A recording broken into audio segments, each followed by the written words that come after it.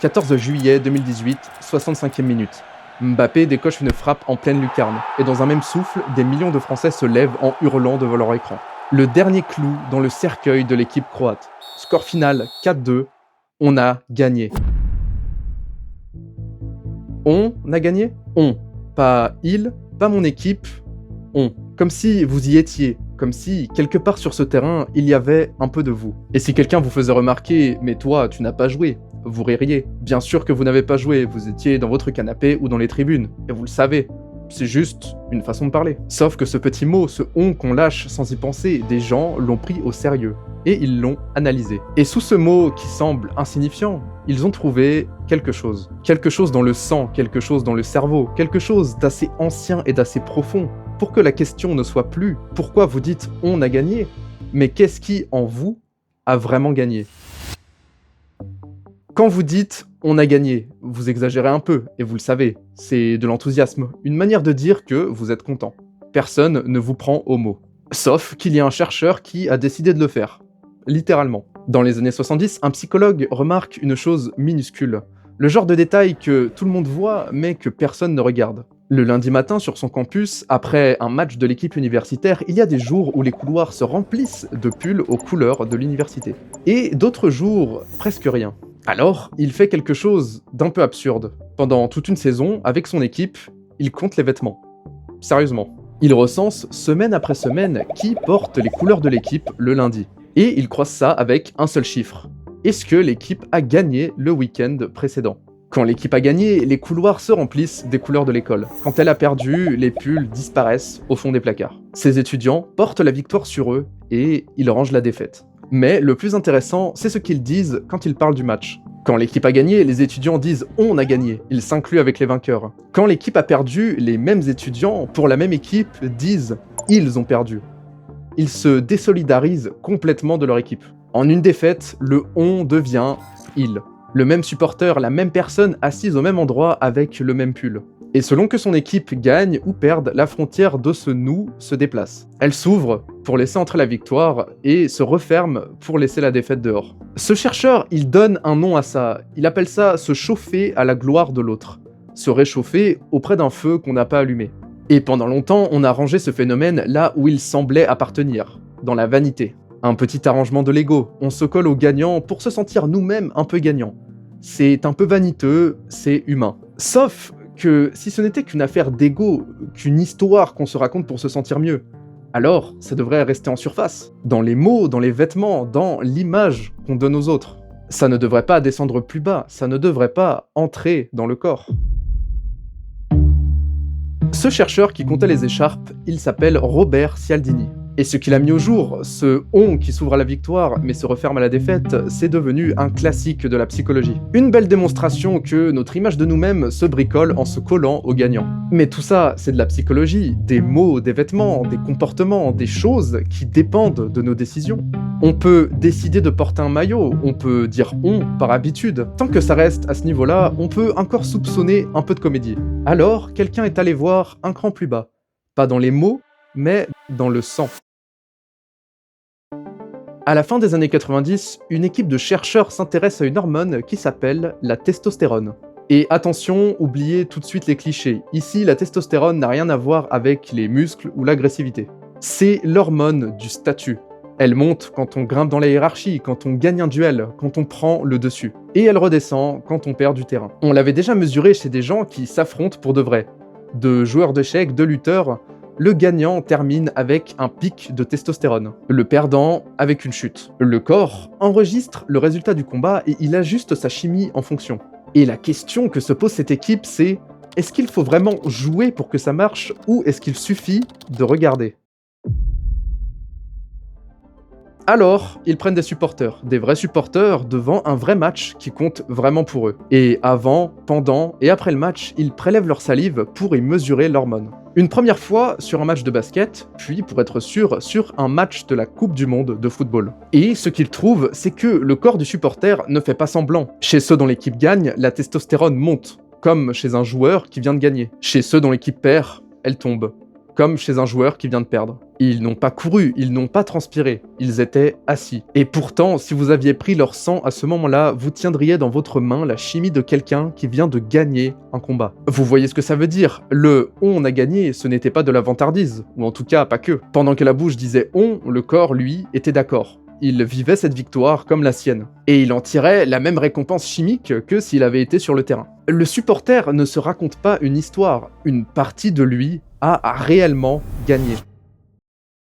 Bon, tout ça c'est bien beau, mais prenons un peu de recul. Le corps réagit au résultat, ok, il monte quand l'équipe gagne, il tombe quand l'équipe perd. Mais ça, au fond, c'est réagir à une nouvelle. Votre corps fait un peu pareil lorsque vous recevez un bon mail, ou une mauvaise nouvelle au téléphone. Une bonne nouvelle vous fait monter, une mauvaise vous fait chuter. Ça ne veut pas dire que vous avez vécu ce qu'il y a dans le mail. Alors, on n'a pas encore répondu à la vraie question. Est-ce que le supporter réagit juste au score, comme à une bonne ou une mauvaise nouvelle? Ou est-ce que quelque chose en lui joue vraiment le match? Est-ce que le corps du spectateur devient à un moment le corps du joueur? Pour répondre à ça, il ne suffisait plus de mesurer une hormone après le coup de sifflet. Il fallait entrer dans le corps pendant l'action, descendre dans les muscles, et regarder image par image ce qui s'y passe lorsqu'une personne assise, immobile, regarde quelqu'un d'autre tirer. Donc, la question est nette. Si le corps du supporter joue vraiment le match, pas juste réagir au score, mais le jouer, alors ça doit se voir dans ses muscles. Pendant l'action, quand un joueur arme un tir à l'écran, quelque chose devrait se passer chez la personne qui regarde, comme un écho. Et il se trouve qu'on sait mesurer ça. On sait capter les toutes petites décharges qui parcourent un muscle, même quand il ne bouge pas, même quand la main reste parfaitement immobile. Le frémissement d'avant le geste. Alors, une équipe italienne monte une expérience simple. Elle filme des joueurs de basket qui tirent des lancers francs. Certains tirs rentrent, d'autres non. Et elle coupe la vidéo à un moment précis, juste avant que le ballon ne quitte les mains du tireur. Vous voyez le joueur armé, lever les bras, et puis rien. À vous de deviner, panier ou raté. Et elle montre ces vidéos à 3 groupes. Des basketteurs professionnels, des gens qui connaissent le basket par cœur mais sans y jouer, comme des entraîneurs ou des journalistes sportifs, et des novices, qui n'y connaissent rien. Les novices devinent au hasard, forcément. Les connaisseurs, entraîneurs, journalistes font un peu mieux. Ils ont l'œil. Mais les joueurs font quelque chose d'ahurissant. Ils savent si le tir est bon avant que le ballon ne quitte les mains du joueur. Rien qu'en voyant le corps du tireur s'armer, ils lisent l'avenir du ballon. Et pendant qu'ils regardent, on mesure leurs muscles, notamment ceux de la main. Et au moment où on passe un tir qui va rater, la main du joueur, alors immobile, a un sursaut. Comme si elle corrigeait le tir à la place de l'autre. Comme si, dans le corps du joueur assis, une partie jouait le match. Voilà, ça c'est un corps qui joue vraiment le match en regardant. Ce n'est pas une image, c'est réel, c'est mesurable, ça tressaille dans la main. Sauf qu'il y a un problème. Et ce problème, il est pour vous. Parce que ce sursaut dans la main, cette lecture d'avance, c'est seulement les joueurs qui l'ont. Pas les entraîneurs, pas les journalistes, qui ont pourtant vu passer des dizaines de milliers de tirs dans leur vie. Pour que le corps lise le geste comme ça, il faut l'avoir fait avec ses propres muscles. Pendant des milliers d'heures. Par contre, attention, avant d'aller plus loin, soyons justes. Parce que là, certains d'entre vous sont en train de se dire « Attends, moi quand je regarde, mon corps réagit. Ma jambe se tend quand un joueur arme sa frappe, je fais le mouvement sans m'en rendre compte. » Et vous avez raison. Si vous avez tapé dans un ballon pendant votre jeunesse, votre corps en a gardé quelque chose. Il frémit, il reconnaît, il esquisse une réaction. Mais entre ce petit réflexe et le corps d'un joueur professionnel, il y a un gouffre. Le vôtre reconnaît vaguement, le sien prédit l'avenir. C'est une bougie à côté d'un incendie. Et surtout, ce petit réflexe, aussi réel soit-il, n'explique pas ce qui vous intéresse vraiment. Donc, oui, votre corps réagit un peu, mais il ne joue pas ce match-là, pas comme un joueur. Et ce petit écho dans vos muscles, quoi qu'il arrive, est bien trop faible pour expliquer ce que vous ressentez quand votre équipe l'emporte. On ne pleure pas de joie parce qu'on a la jambe un petit peu tendue quand un joueur tire. Alors, qu'est-ce qu'on fait de tout ce qui précède? Le corps qui vit la victoire, la testostérone qui monte, cette impression pourtant si réelle d'y être. Est-ce que finalement, ce « on » de « on a gagné » n'était après tout qu'un mot, et que le corps ne faisait que réagir à une bonne nouvelle, comme à un bon mail? C'est la conclusion logique. Les corps des supporters ne jouent pas le match. Affaire classée. Mais, depuis le début, on cherche le joueur. On regarde si le supporter, dans son corps, devient un joueur. Et la réponse est non. Sauf que le supporter n'a jamais essayé d'être le joueur, peut-être qu'il est autre chose. Quelque chose pourquoi il n'a pas besoin de savoir tirer comme un pro. Parce qu'il y a une expérience que ni l'hormone ni le muscle a regardé, qui est pourtant la plus évidente, celle qui saute aux yeux quand on rentre dans un stade. Le supporter n'est jamais seul.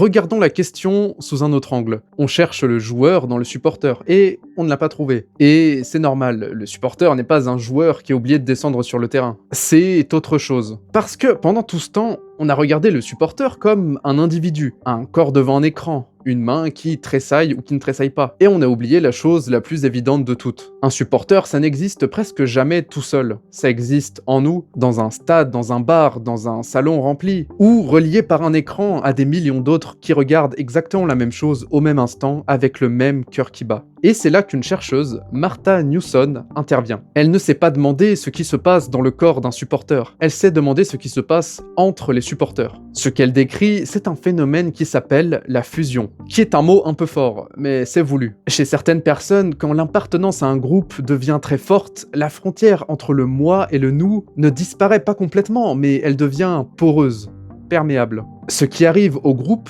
on le ressent comme si ça nous arrivait à nous-mêmes. Ce n'est pas juste aimer une équipe, c'est plus profond que ça. Les supporters cessent d'être des inconnus, ils deviennent une sorte de famille. Une parenté qui n'est pas décidée par le sang, mais par ce qu'on a traversé ensemble. Les défaites encaissées, les remontées impossibles, les soirs où on s'est retrouvé à hurler dans le bras d'un voisin dont on ne connaissait même pas le prénom. Et quand cette frontière est devenue poreuse, le mot nous n'est plus une image, ce n'est plus une façon de parler. Quand un individu fusionné dit nous, il décrit quelque chose de vrai. Alors, quand le groupe gagne, ce n'est pas qu'il se réjouit pour lui, une partie de lui a vraiment gagné. Vous vous souvenez au tout début, ce mot qu'on trouvait un peu exagéré, un peu vaniteux? Ce n'était pas une exagération ni de la comédie. Depuis le début, le supporter disait la vérité. Il n'a jamais prétendu avoir tiré le ballon, il disait juste que dans cette victoire, il y avait un peu de lui. Et il avait raison. Le on de on a gagné, c'était le mot exact.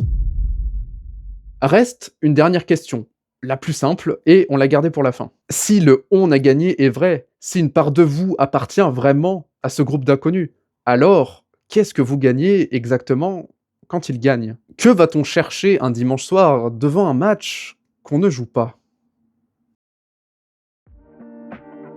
La réponse la plus simple, c'est du plaisir, une distraction, un peu de spectacle après une dure semaine de travail. Et c'est vrai, mais je crois qu'il y a autre chose en dessous, et que toute cette histoire le montre. On vit la plupart du temps enfermé dans les limites de notre propre peau. Ce qui vous arrive à vous, arrive à vous. Vos victoires sont les vôtres, et vos défaites aussi. Et vous les portez seuls. C'est la condition normale.